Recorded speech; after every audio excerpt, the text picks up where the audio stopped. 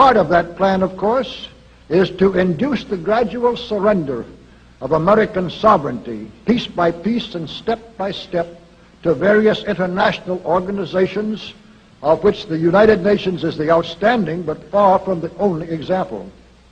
Now, here are the aims for the United States. 1, greatly expanded government spending for every conceivable means of getting rid of ever larger sums of American money as wastefully as possible. 2, higher and then much higher taxes. 3, an increasingly unbalanced budget despite the higher taxes. 4, wild inflation of our currency. 5, government controls of prices, wages, and materials, supposedly to combat inflation. 6, greatly increased socialistic controls over every operation of our economy and every activity of our daily lives. This is to be accompanied, naturally and automatically, by a correspondingly huge increase in the size of our bureaucracy and in both the cost and reach of our domestic government.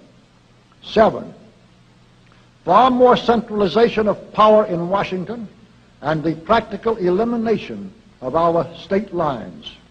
There is a many-faceted drive at work to have our state lines eventually mean no more within the nation than our county lines do now within the states. 8, the steady advance of federal aid to and control over our educational system, leading to complete federalization of our public education. 9, a constant hammering into the American consciousness of the horror of modern warfare, the beauties and the absolute necessity of peace. Peace always on communist terms, of course. And 10, the consequent willingness of the American people to allow the steps of appeasement by our government which amount to a piecemeal surrender of the rest of the free world and of the United States itself.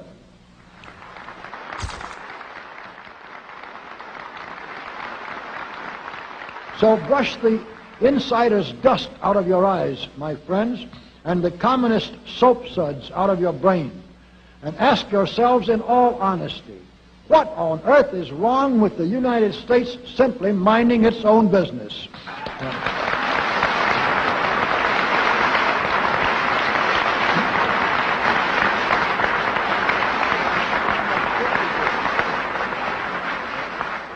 Or with having its foreign policy function primarily for the safety and benefit of the American people.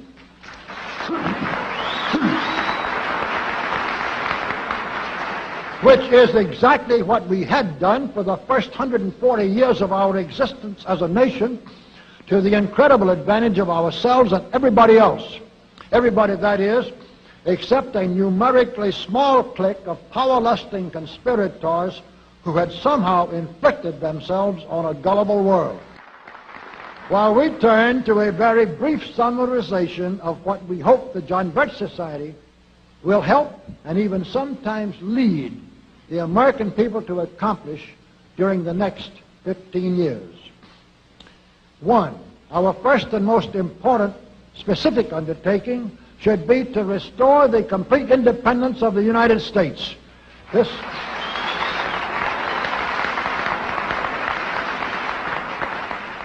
This includes our resolution to get us out of the United Nations and get the United Nations out of the United States.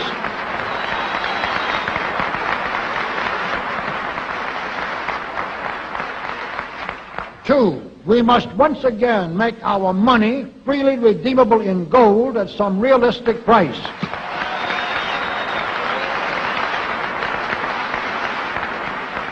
And we must take all practicable legislative steps to prevent a recurrence of the enormous thievery and other subversive crimes that have been perpetrated on the American people through a contrived inflation by every president from Franklin Roosevelt through Richard Nixon. 3, we should reduce the number of government bureaus, of government civilian employees, and the whole quantity of government by at least 50%.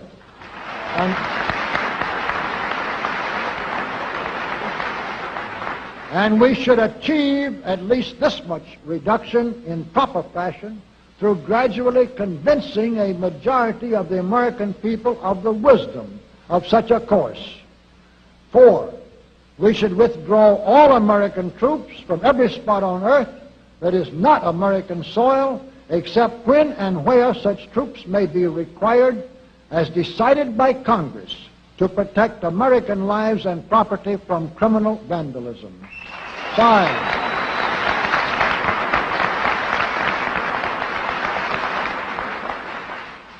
5, we should get government out of the areas and functions and activities where government does not belong.